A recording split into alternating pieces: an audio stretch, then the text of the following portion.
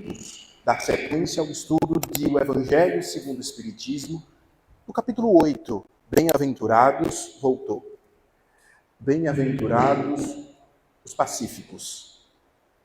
Como todos vocês sabem, aquele que falará hoje não é um professor, não é um doutor em Espiritismo, até porque essa pessoa não existe, mas, na verdade, um necessitado. Por isso, antes de começar, gostaria de agradecer à casa e seus trabalhadores espirituais e materiais pela oportunidade que me concedem de ser útil. Nós vamos conversar hoje sobre a mensagem "Se vossa mão é motivo de escândalo, cortai-a", presente no Evangelho segundo o Espiritismo, capítulo 8, onde o professor Allan Kardec, ele retira de 2 trechos bíblicos do Evangelho de Mateus. Mateus capítulo 5, do versículo 29 ao 30, e do capítulo 18, a partir do versículo 6, do 6 ao 11, para ser mais preciso, onde muitas vezes nós não entendemos o que Jesus quis dizer com cortai-a a mão, que me parece muitas vezes violento. Então, a gente vai entender passo a passo, pouco a pouco, para que no final da noite a gente tenha o perfeito entendimento ou o melhor possível. No Evangelho de Jesus, no Evangelho de Mateus, Jesus diz: "Ai do mundo por causa dos escândalos, porque é necessário que os escândalos venham, mas ai do homem por quem o escândalo venha." E em seguida ele diz: "Se vossa mão ou vosso pé for motivo de escândalo, cortai-o." Muitos de nós, a gente vai entender de que na língua portuguesa existe a conceituação, o sinônimo, o significado da palavra escândalo, quando é uma atitude ou um comportamento moral escandaloso, que possa equivocado, que possa ser material, uma atitude, ou um comportamento que venha a público. Como, por exemplo, os famosos escândalos de corrupção nas dezenas de esferas de governo. Quando o mal feito é descoberto, a gente diz que é um escândalo. Ou então, que volta e meia, acontece que a gente vê na rua alguém dando um escândalo, fazendo um barraco, por exemplo, atraindo a atenção de diversas pessoas, de curiosos.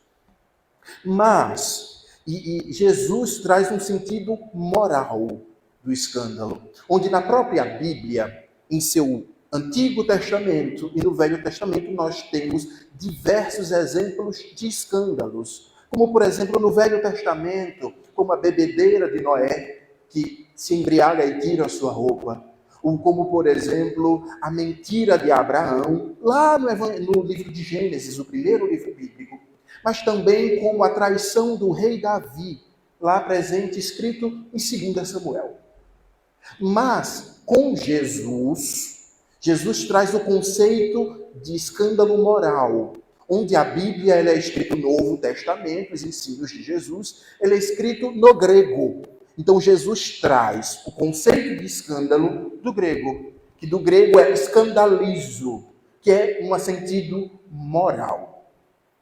E então, Allan Kardec, no Evangelho segundo o Espiritismo, no item 14, ele vai nos trazer, vai já nos esclarecer de que muitas vezes nós entendemos o que é escândalo no que aquilo que é conhecido, no mal feito que todo mundo descobre.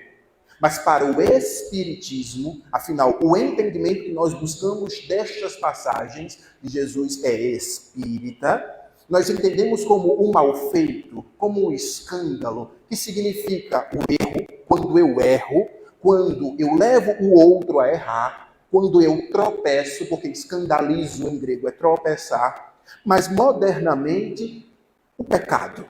Portanto, o escândalo é quando eu erro ou quando eu levo alguém a errar. Quando eu perco a minha fé por conta dos meus equívocos ou através das minhas atitudes hipócritas, eu levo alguém a perder a fé. Então, Allan Kardec vai nos dizer de que, na verdade, para o Espiritismo, o conceito de escândalo está na intenção do que eu quero fazer e não naquilo que é publicizado. Porque muitas das vezes, fruto da nossa arrogância, do nosso orgulho, está tudo bem que a gente faça coisa errada, desde que ninguém descubra, porque ninguém quer virar motivo de fofoca na vizinhança. Ninguém quer ser motivo de fofoca no ambiente do trabalho ou a fofoca familiar, que é terrível nos almoços de domingo. E então a gente muitas vezes julga o outro que teve a sua má conduta exposta. Muitas vezes eu tenho a mesma atitude, só que a diferença é que a dele está pública e a minha não. Então, na verdade, Allan Kardec nos traz o conceito de que escândalo, o equívoco, está na intenção. Onde Jesus vai nos dizer muitas vezes de que o pecado, muitas vezes não é por atitude, mas por pensamento. Nós temos um comportamento escandaloso, um comportamento, um pensamento, um modo de viver a vida equivocado. Então, muitos de nós, já que a gente já sabe o que é o escândalo, e Jesus vai falar contra o escândalo, contra as atitudes equivocadas, Jesus, o mestre por excelência, mestre, aquele que ensina, nos traz, lá no Evangelho também de Mateus, o famoso Sermão dos 7 Ais, que na verdade são os equívocos, as atitudes escandalosas, quando ele coloca: mas ai de vós, escribas e fariseus, hipócritas, pois que fechais aos homens o reino dos céus, e nem vós entrais, e nem deixareis aos que estão entrando. Ai de vós, escribas e fariseus hipócritas, porque percorreis o mar e a terra para fazer um prosélito. Depois de terdes feito, o fazeis filho de duas mais vezes do que vós. Ai de vós, condutores de cegos, porque conduzis qualquer que jurar pelo templo, isso nada é, mas o que jurar pelo ouro do templo, esse é devedor. Ai de vós, escribas e fariseus hipócritas, porque dizimais a hortelã, o endro, o cominho, desprezais o mais importante da lei, o juízo, a misericórdia e a fé. Ai de vós, escribas e fariseus hipócritas, pois que limpais o exterior do copo e do prato, mas o interior está cheio de rapina e de intemperança.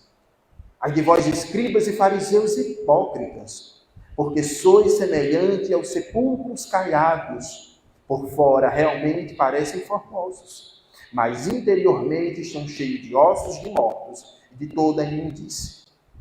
Ai de vós, escribas e fariseus hipócritas, pois o que edificais são os sepulcros dos profetas e a dormir os movimentos dos justos. Reparemos que repetidas vezes Jesus fala dos fariseus e dos escribas. Os fariseus são os guardadores da lei mosaica, os doutos, os teólogos da época. Os escribas, os intérpretes, que conseguiam explicar bem. O defeito dos escribas e dos fariseus é que eles tinham tanto conhecimento técnico, mas nenhuma moralidade.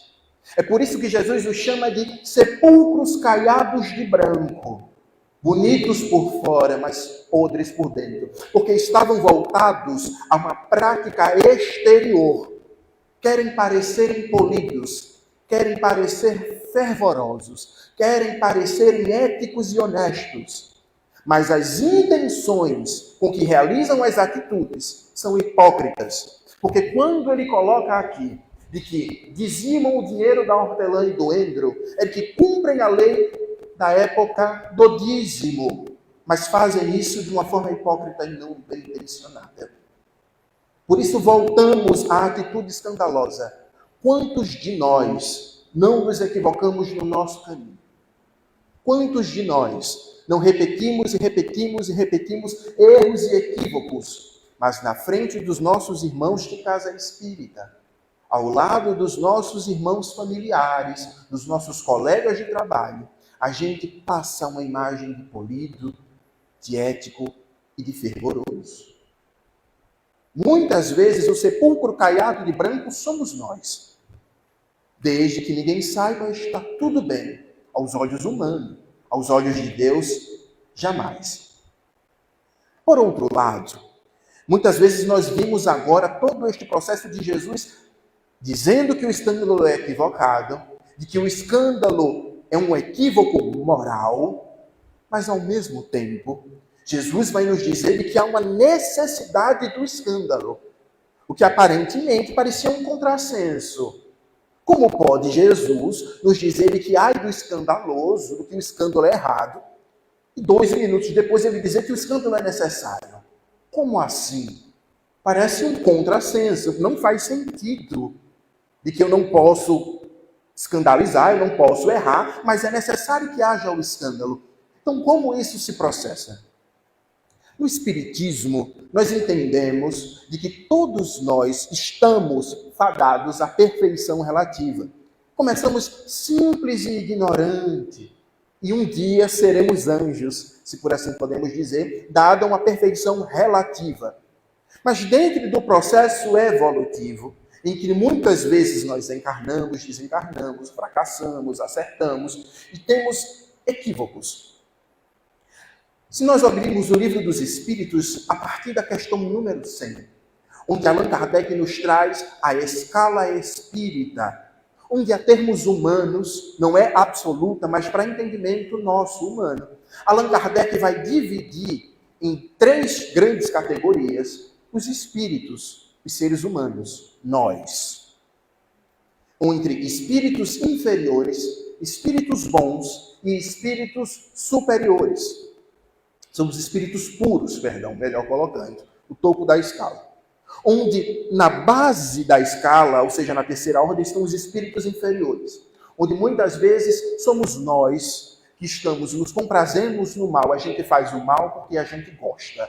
A gente planeja o mal contra outro porque a gente se sente bem. A gente prioriza as questões da matéria, dos prazeres mais fugidios, dos títulos, das honras, dos comportamentos materiais, porque a gente gosta. E isso, Allan Kardec vai dizer que faz parte da necessidade da evolução. Em algum momento deixaremos de ser assim, a partir da nossa vontade. Mas o fato é que nós existimos dentro dessas características. E então, a necessidade do escândalo é pedagógica. Se eu sou imperfeito, se eu sou impuro, eu ainda estou distante da lei de Deus, do que Deus espera de todos nós. Portanto, eu me equivoco. Porque, meus irmãos e minhas irmãs, sem nenhum objetivo de proselitismo, aqui não nos diz respeito à fé que os senhores e que as senhoras têm. Estamos de portas abertas para ajudar e para receber ajuda também. Não importa a fé que os senhores e as senhoras professam. Mas podemos dizer que Deus, a fonte criadora de tudo e de todos, seja qual nome que nós chamemos, seja a forma doutrinária, a religião, o templo que nós frequentemos, Deus continua existindo e espera, nos ajuda e até mesmo exige de que nós nos melhoremos. E é certeiro de que todas as vezes que nós estamos distantes do amor de Deus, o resultado é sofrimento. O resultado é sofrer ou fazer sofrer. O resultado é equívoco, o resultado é queda, o resultado é tropeço. E então, nós, como inferiores, distantes ainda do amor de Deus, nos equivocamos. Mas então, nós podemos entender da necessidade, porque ela é pedagógica. Quantos de nós, tendo um equívoco, a gente olha para trás e fala, foi difícil, foi duro, mas eu aprendi. Isso eu já não faço mais. E essas situações repetem-se na vida. E a gente observa e muitas vezes faz. Se fosse há 10 anos atrás, eu tinha me perdido. Se fosse há 10 anos atrás, eu tinha acabado com a minha vida hoje. Mas como a gente tem o compromisso da melhora, a gente tenta melhorando, ainda que errando, a gente muitas vezes esboça uma mudança.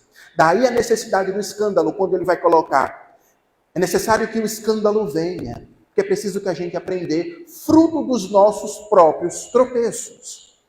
Mas Allan Kardec nos esclarece na questão 200, os espíritos, esclarecem Allan Kardec na questão 260 e 260A do Livro dos Espíritos, de que não é nos necessário a gente passar pela fieira do mal. Ou seja, eu não tenho que praticar o mal, eu não tenho que fazer o mal para aprender. Muitas vezes a gente passa pela fieira da ignorância, a gente não sabe o que a gente está fazendo. Fazer o mal muitas vezes é escolha. Mas acima de tudo nós precisamos aprender. E então, dentro do processo dos escândalos, Jesus vai dizer que é necessário que o escândalo venha, mas ai de vós escandalosos. No capítulo 5 do Evangelho de Mateus, onde é um dos textos bases para o texto de Allan Kardec no Evangelho segundo o Espiritismo, capítulo 8, ele vai dizer, já vai praticamente no segundo parágrafo, ele vai dizer que qualquer destes que escandalizaram destes pequeninos, que creem em mim, melhor lhe fora que lhe pendurasse em pescoço uma mó de azenha e se submergisse às profundezas do mar. Ele diz também, vede, não desprezeis alguns desses pequeninos, porque eu vos digo que os seus anjos nos céus sempre veem a face de meu Pai, e que está nos céus. Essa passagem está no Evangelho de Mateus, capítulo 18. Então ele está dizendo aqui, porque o contexto desta estrutura narrativa é de que aqui, quando Jesus vai dizer que as profundezas do mar, é de que havia uma criancinha, um pequeno, e ele traz este pequeno para o meio da conversa, para o círculo onde Jesus estava conversando, e o faz este pequeno, esta criança, como a exemplificação.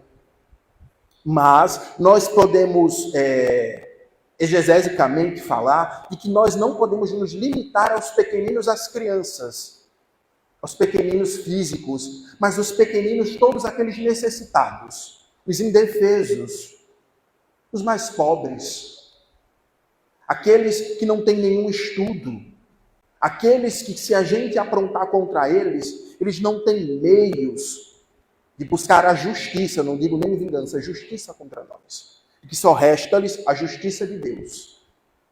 Aqueles mais simples. Porque é muito fácil, meus irmãos e minhas irmãs, a gente apontar e atirar a pedra, prejudicar aqueles que não têm conhecimento.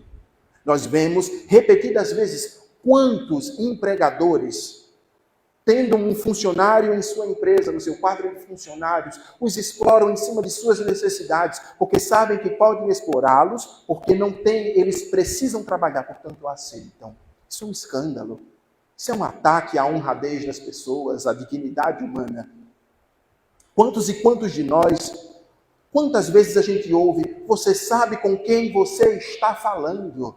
Isso é um escândalo, porque eu me valho do meu título de doutor, da minha posse financeira, para humilhar aquele que é um simples trabalhador, um simples morador de rua, muitas vezes. São desses os pequeninos a quem Jesus fala, muitas vezes. São destes os mais simples, os mais necessitados. Mas muitas vezes é um equívoco nós acharmos de que estes escândalos contra os pequeninos acontecem apenas nas ruas, no modo empresarial, quando muitas vezes Jesus falou repetidamente no Sermão dos 7 Pais aos fariseus e aos escribas, ou seja, aos religiosos. Nós, oradores espíritas, nós, dirigentes de casas espíritas, nós, dirigentes de grupos de trabalho da casa espírita, porque recebemos um pseudo-poder. Porque dentro da sociologia das relações humanas existe um conceito chamado síndrome dos pequenos poderes, onde eu, muitas vezes, tenho uma oportunidade e eu tenho algumas pequenas possibilidades de dizer que sim ou que não. Eu me arrogo como dono da casa espírita, dono do trabalho, e que todas as pessoas devem e precisam curvar-se às minhas vontades. Porque não tem menos conhecimento doutrinário, porque tem menos anos de casa, porque tem menos experiência, então devem curvar-se a mim. Isto é um equívoco, é um escândalo, porque um dos conceitos de escândalo é de tirar a fé dos outros. Quantas e quantas vezes nós não entramos nas casas espíritas, nas igrejas, ou qualquer que seja o templo religioso, e nós não somos acolhidos? Quantas e quantas vezes nós somos apontados, julgados, espizinhados dentro da casa espírita, assediados moralmente, qualquer que seja o motivo? Isto é tirar a fé das pessoas, porque as pessoas pensam, todos os religiosos, que todas as casas espíritas, que todas as pessoas são assim.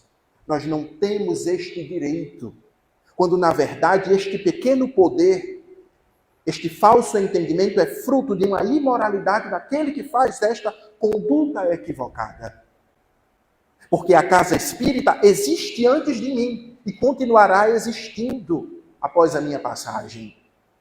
As igrejas continuarão existindo antes e depois da nossa chegada. Portanto, nós não somos donos de nada. E muitas vezes a nossa arrogância é trabalhada dentro desses grupos de trabalho, porque a gente precisa se relacionar com as pessoas. A gente precisa enxergar naquele que é o beneficiado do trabalho assistencial, seja doutrinário ou seja social, um filho de Deus. E que, no mínimo, se ele está equivocado, que eu não me equivoque nunca, assim como ele.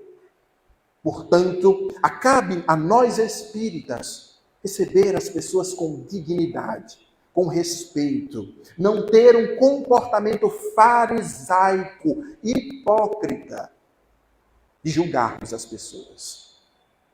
Porque, do contrário, a gente está sendo fariseu, sepulcro caiado de branco. A gente tem um evangelho decorado, mas a podridão moral ainda está nos corroendo por dentro.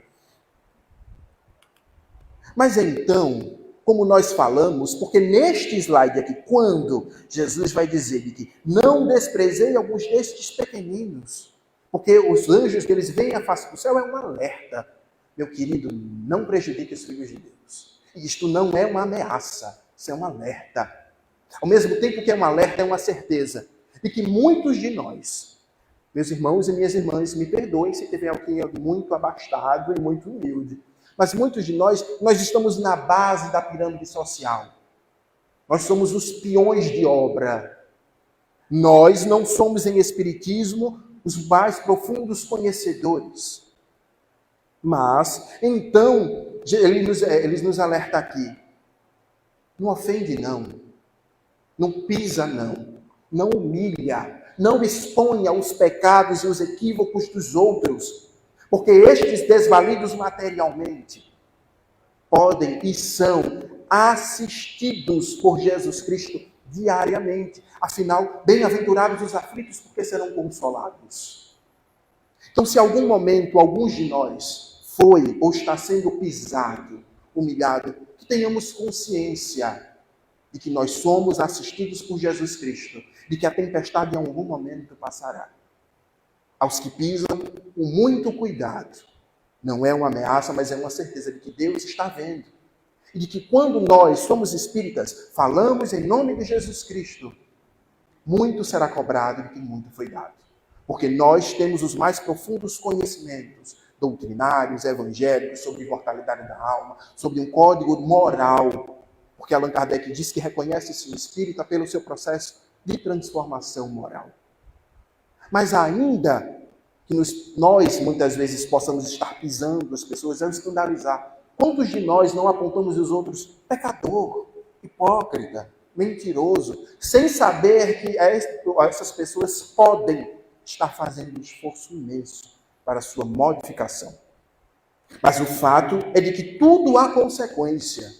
Onde Allan Kardec, no capítulo 7 da obra básica O Céu e o Inferno, intitulado Código Penal da Vida Futura, nos diz: toda falta cometida, todo mal realizado é uma dívida que deverá ser paga nas seguintes encarnações. Em Espiritismo, nós sabemos e reconhecemos de que a vida não termina quando nosso corpo baixa ao caixão. E que aqui continua. E o próprio Jesus nos ensina isso. Afinal, ele vai dizer que daqui não sairás enquanto não pagardes o último centavo. A sabedoria popular, os mais velhos dizem que aqui se faz, aqui se paga. Isso não é um castigo ou uma ameaça, é uma certeza da lei divina. Porque como podemos passar uma encarnação toda pisando, massacrando, humilhando e achar que tudo acabará no sepulcro? Ou de que seremos bem recebidos, passaremos incólumes, impunes, em brancas nuvens aos nossos equívocos morais. Não é possível, porque do contrário não haveria justiça. Aquele que pisa não pode ou não está momentaneamente nos mesmos locais, com a mesma paz. Porque muitos de nós, é bem verdade que tudo, como fala Allan Kardec, tem uma consequência para a vida futura. Mas muitas dessas pessoas que pisam, que humilham, em detrimento, em comparação àquelas que são as pisadas? Será que essas pessoas dormem? Será que essas pessoas, na hora da dureza, têm com quem contar? Isso é consequência, minha gente. Isso é consequência. E então, no Código Penal da Vida Futura, Allan Kardec diz que haverá consequência. Mas que consequências são essas? O Espírito Emmanuel, no Caminho, Verdade e Vida, o mesmo livro que a nossa irmã Denise leu no nosso exórdio, mas esta mensagem no capítulo 108, intitulado Reencarnação, o Espírito Emmanuel, através de Francisco Cândido Xavier, nos disse que unicamente a reencarnação esclarece as questões do ser, do sofrimento e do destino. Já no primeiro parágrafo do texto ele já nos diz isso.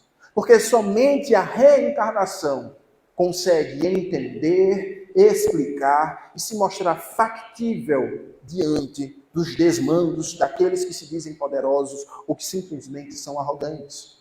Porque somente a reencarnação faz com que nós paguemos até o último centavo, como fala Jesus, os nossos equívocos. Do contrário, não haveria justiça divina.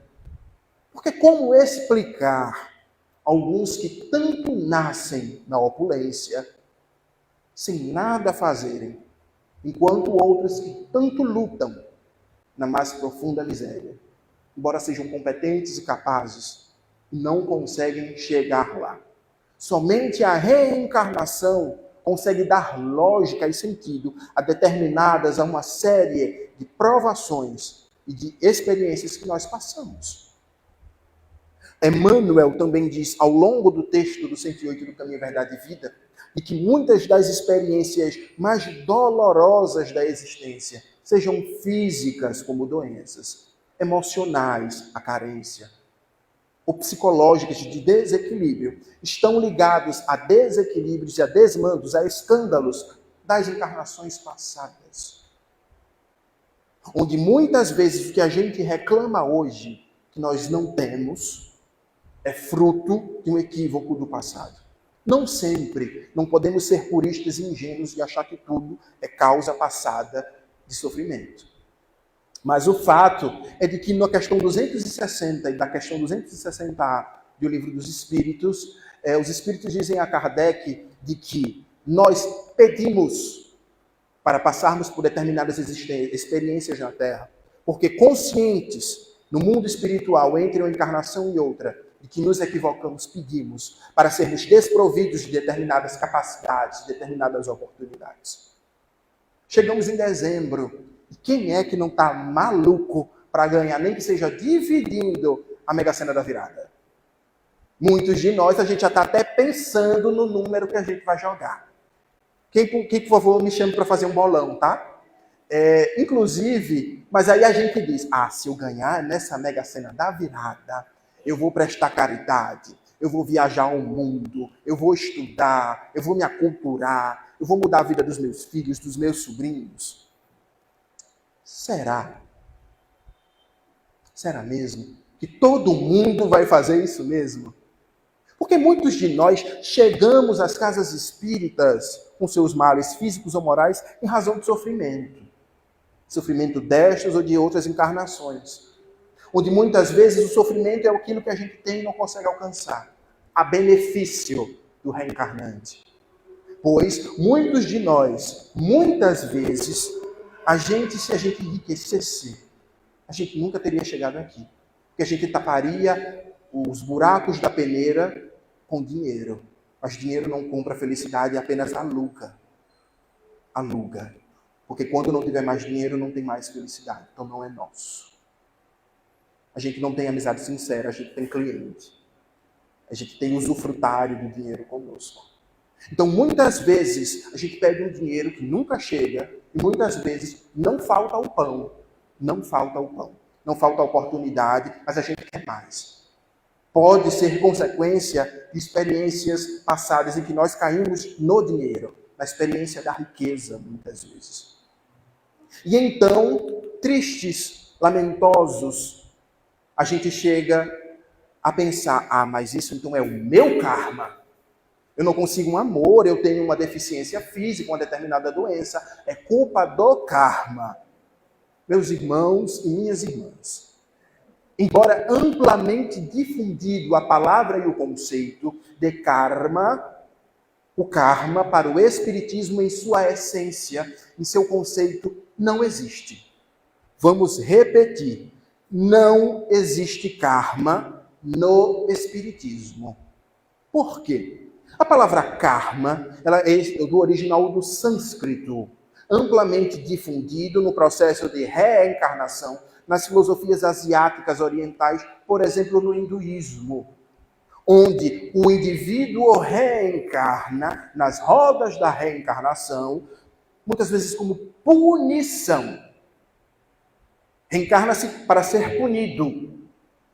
Então, alguém pode dizer, Vitor, então é uma questão semântica, é uma questão linguística do que o que eles chamam de karma, e a gente chama de lei de causa e efeito, ou de ação e reação. Não. Karma é karma, lei de causa e efeito são coisas distintas. Porque ainda que uma experiência amplamente sofrida e difícil, e não nos cabe romantizar sofrimento, porque precisamos calçar o sapato do sofredor para saber o que ele passa. Não existe punição, reencarnação para punir, para castigar as pessoas, pois no Espiritismo o Deus não castiga. A experiência dificultosa, sofrida, muitas vezes passa pela ótica do sofrimento daquele que está passando pela experiência. A irmã Dulce, católica, para a qual eu tenho um absoluto respeito, tinha questões respiratórias e fez tudo o que fez na Bahia. E é considerada santa pela Igreja Católica.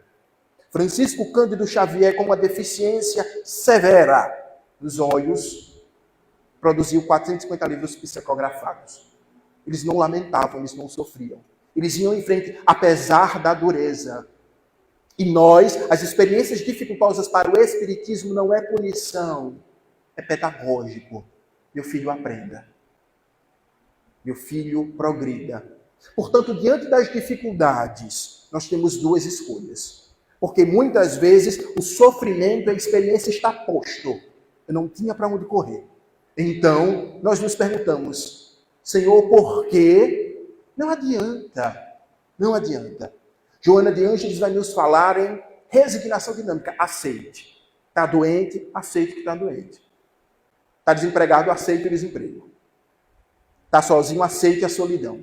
Mas resignação dinâmica. Lute incessantemente para se curar, para ficar melhor, para arrumar um amor, para arrumar um emprego. Vamos à luta. Mas não podemos achar que é castigo. A gente deve se perguntar, Senhor, aonde é que o Senhor quer que eu chegue com isso? Aonde o Senhor está querendo me levar? Qual é a lição que eu preciso aprender? Me mostra, Senhor. Cura o meu coração que está sofrendo, mas me ajuda. E a gente já viu nos slides anteriores, nas passagens anteriores, de que nós, os pequeninos, os indefesos, os nossos anjos, os nossos mentores, veem a face de Deus, portanto, pedem a nós, pedem a Deus por nós, pedem e vêm nos ajudar. Portanto, fica claro, meus irmãos e minhas irmãs, que não existe karma no Espiritismo. Vamos abolir a palavra karma, porque não traduz as questões espíritas, o que dizem conceitualmente. A gente não reencarna para ser punido, a gente reencarna para aprender. Às vezes, da pior forma possível, quando nós nos colocamos nas piores formas possíveis de ensino. Então, Jesus vem nos exemplificar aquela passagem, que é o título do texto. Se vossa mão é motivo de escândalo, cortai-a. Então ele segue, lá no Evangelho de Mateus, capítulo 5, versículos 29 e 30. Portanto, se teu olho direito te escandalizar, arranca-o e atira-o para longe de ti. Pois te é melhor que te perca um dos teus olhos do que o teu corpo seja lançado ao fogo do inferno. E se a tua mão direita te escandalizar, cortai-a e atira longe de ti, porque é melhor que um dos teus membros se perca do que seja o teu corpo lançado no inferno. Lembrando que existe todo um contexto bíblico desta contextuação de inferno, onde um local de sofrimento geográfico e físico que não é concebível para o espiritismo, porque nós acreditamos, demonstramos e sabemos, ipsis literis, que na verdade o sofrimento que muitos chamam de inferno é consciencial. E o termo da palavra inferno está referido ao Sheol, do grego, onde era um local de fogo para se queimar lixo, daí fogo do inferno, local de sofrimento. E não um local onde o espírito vai queimar, até porque se não existe corpo, não existe fogo para queimar corpo nenhum, corpo não existe. Mas é um contrassenso nós acharmos de que o próprio Jesus vai educar as pessoas arrancando membros físicos.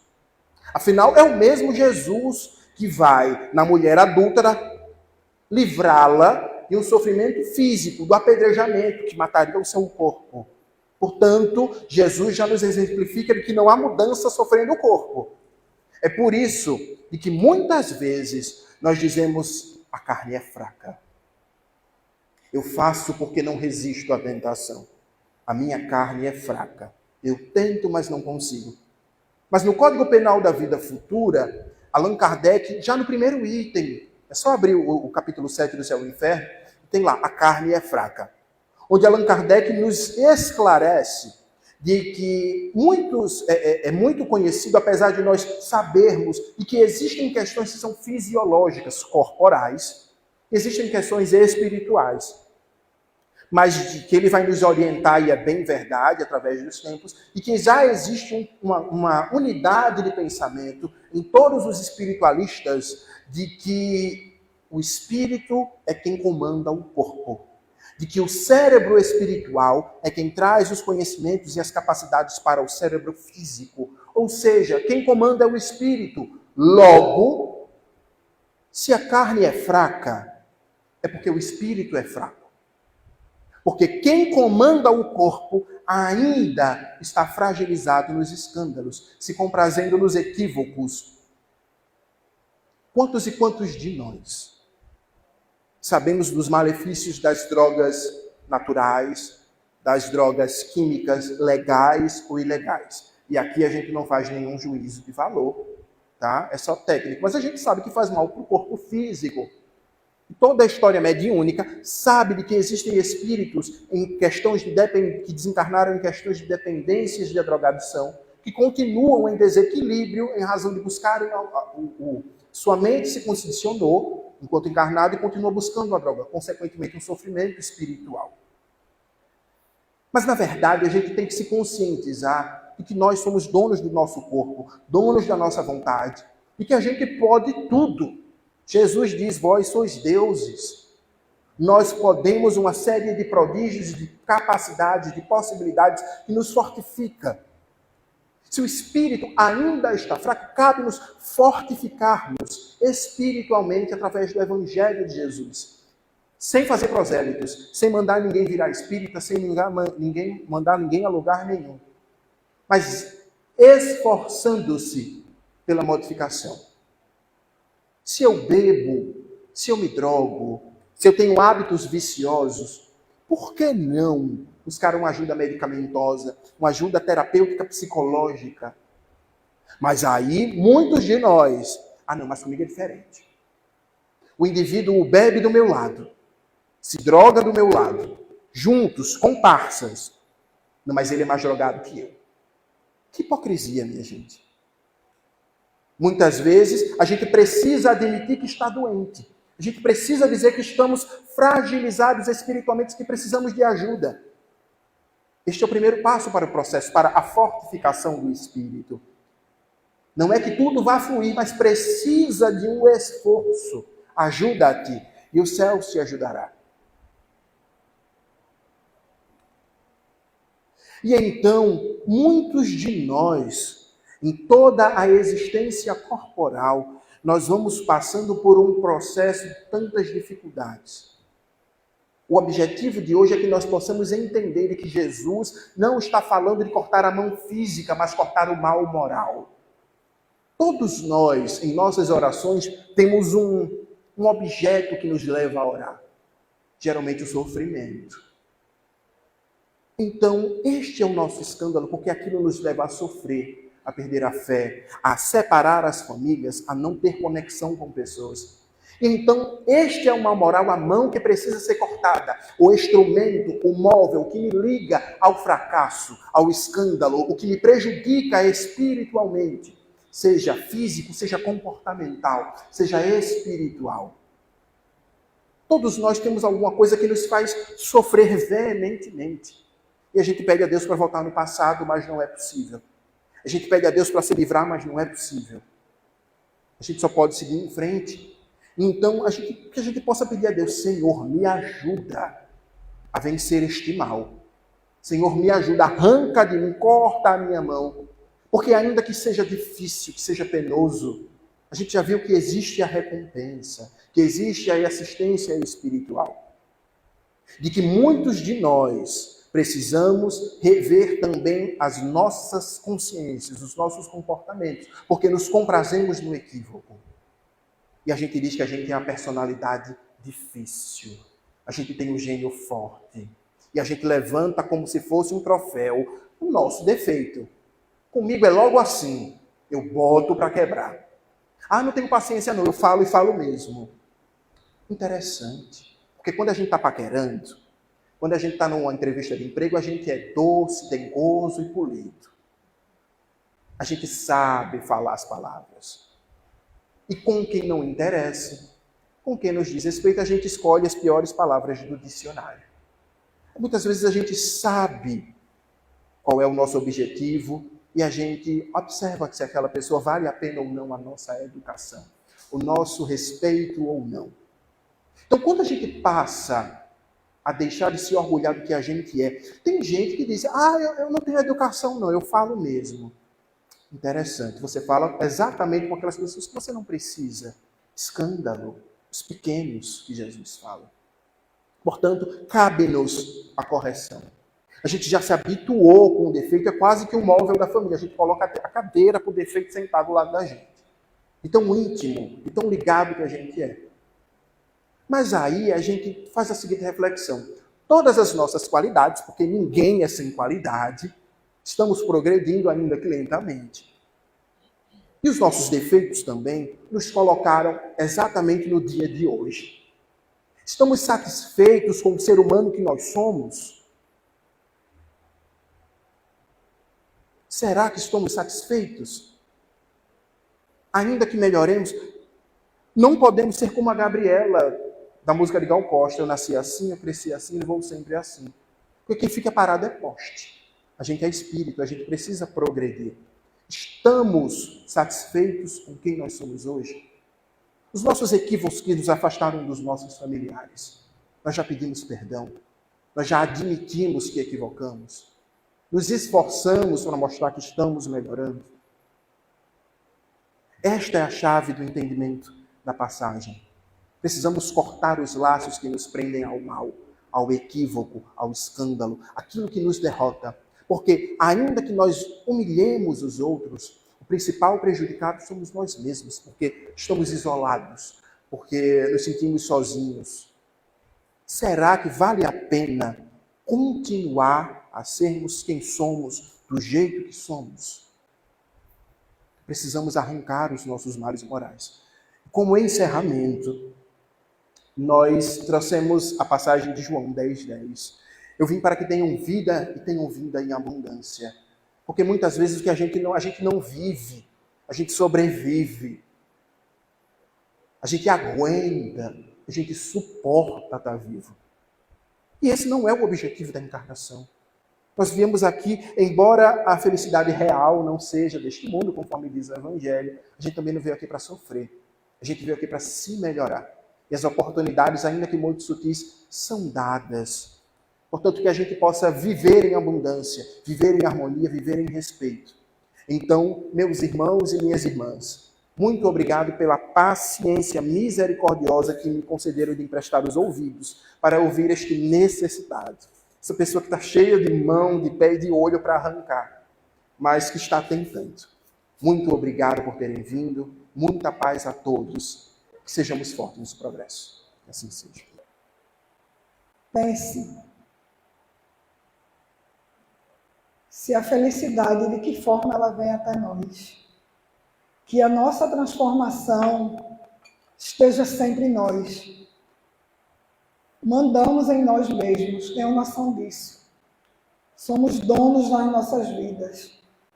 E a ela cabe mudar. O Evangelho, ele prega muito, sabe? Do início ao fim, a nossa mudança. Para que a gente seja sempre pessoas melhores. A gente não perde tempo, gente. A gente perde tempo quando não faz a melhor escolha. É quando a gente perde o nosso tempo de vida. Mas quando a gente começa a se analisar e fazer as melhores escolhas em nossas vidas, é esse o caminho que nós temos a seguir. Mas vamos fazer a nossa prece.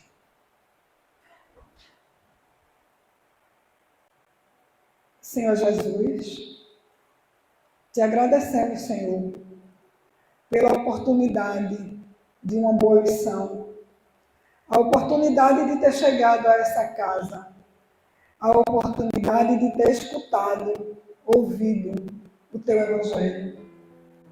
Nos faz crescer, Senhor, nos fortalecendo nas tuas lições de vida. Que o teu Evangelho, Senhor, permaneça em nós, fazendo parte diária das nossas vidas. Nos conceda, Senhor, sabedoria e o alerta do conhecimento, porque com ele seremos capazes de tudo. Então, na noite de hoje, Senhor meu Pai, nos abençoa, nos guarda, nos enche de esperança, nos fortalecendo encontrando em nossas vidas melhores momentos. Cabe em nós, Senhor, alcançarmos a nossa felicidade e a dita vida futura que Tu todo dia nos relembra, que será a nossa eternidade. Que a paz de Jesus esteja em todos os nossos corações na noite de hoje. E que a paz que trouxemos vocês até aqui e que nos conduza a todos nós a nossos lares. Muita paz a todos e uma belíssima noite a todos vocês.